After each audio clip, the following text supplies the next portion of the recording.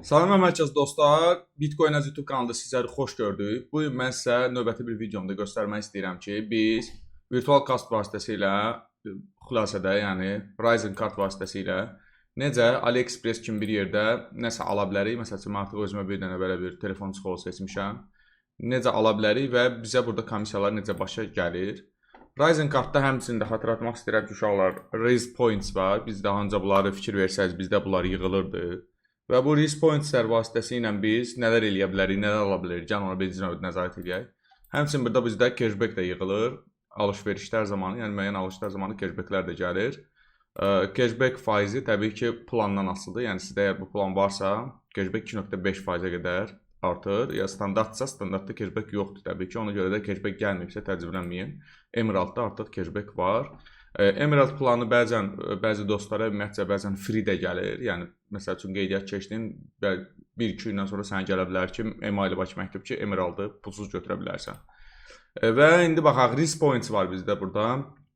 Risk Points-də biz artıq 307-dən point var və burada biz nələr əldə edirik? Baxın, burada bir neçə dənə məhsullar var. Baxın, var Discord üçün Nitro, hansı ki qiyməti 9.90-dır, 99-dur.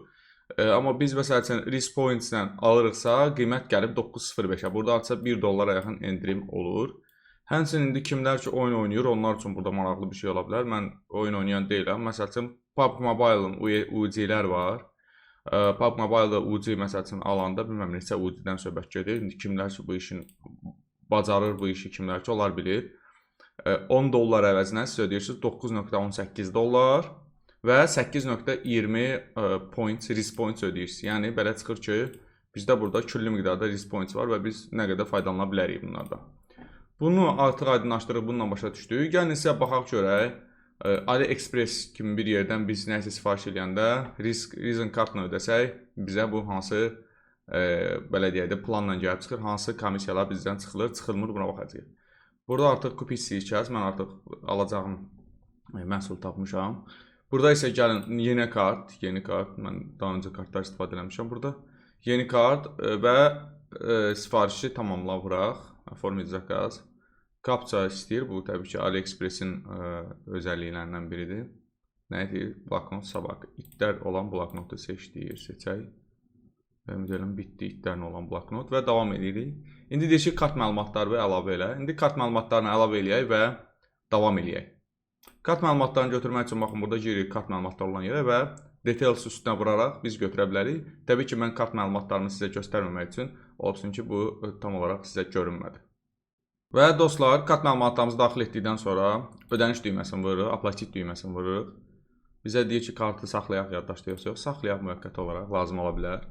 Və bizi atacaq indi təsdiq səhifəsinə və təbii ki, ola bilsin avtomatik, bəlkə də AliExpress-dən avtomatik və budur. Təbrik edirik, sizi alışınız münasibəti ilə deyir, təbrik edirik. Sifarişlər bölümündə gəlin baxaq, $1.97 aldıq biz bunu, həmin bu çıxolu. Və indi biz səhifəmizi yeniliyə baxaq, görək bizdən nə çıxıb, bizdən nə qədər pul çıxıb ona baxaq. Gördüyünüz kimi bizdən də həqiqətən də 1.97, yəni 1.97 USD, 1.97 USD və artıq hansısa bir komissiya çıxmayıb. Azərbaycan manatından da göstərir ki, bu qədər eləyir. Həmçinin də bizə gördüyünüz kimi baxın 99 dənə PTS, yəni Reason Point-lər əlavə olunub. Hansılar ki bizim pointlərimiz burada atır. Daha öncəki rəqəmi siz görmüşdünüz. İndi təbii ki baxa bilərsiniz. Həmçinin də mənim promokodumu istifadə etməklə siz kart açarkən 90% endirim, yəni kart isə $1 başa gələcək.